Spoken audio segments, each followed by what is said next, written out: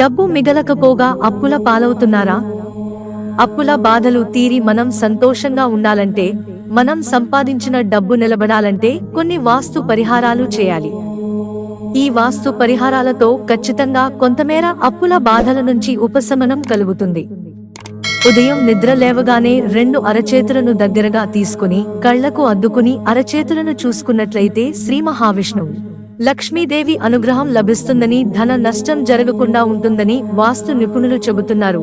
డబ్బు సమస్యలు తొలగిపోయే మార్గాలు అంతేకాదు, ప్రతిరోజు సాయంత్రం పూట ఇంట్లో సాంబ్రాణి ధూపం వేయడం వల్ల అప్పుల బాధలు తీరుతాయని, చీమలకు చక్కెర తినిపించడం వల్ల సంపాదనలో స్థిరత్వం వస్తుందని చెబుతున్నారు. వ్యాపారాలు చేసే వారికి లాభసాటిగా మారుతుందని సూచిస్తున్నారు.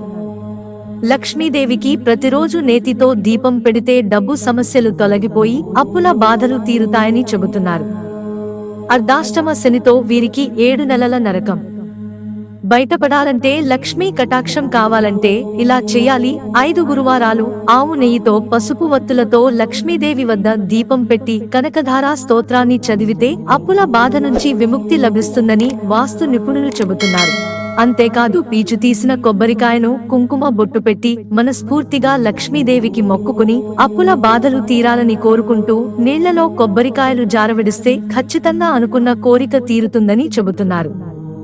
అప్పుల బాధలకు ఇవి చేస్తే ప్రతి బుధవారం పాలతో చేసిన పరమాన్నాన్ని లక్ష్మీదేవికి నైవేద్యంగా పెడితే కూడా లక్ష్మీదేవి దయతో రుణ బాధలు తొలగిపోతాయని సూచిస్తున్నారు.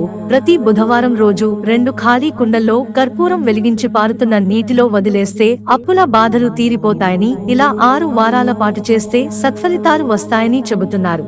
అందరూ తెలుసుకోవాల్సింది ఇదే, అప్పుల బాధలు తీరాలంటే ఇవి వాస్తు నిపుణులు సూచిస్తున్న వాస్తు పరిహారాలు మాత్రమే.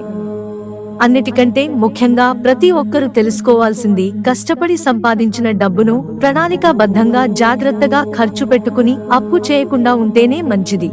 ఆదాయానికి మించిన ఖర్చులు చేస్తేనే అప్పుల పాలవుతాం. మిత్రులారా, ఛానల్ సబ్స్క్రైబ్ చేసుకోవడం మర్చిపోకండి. ధన్యవాదాలు.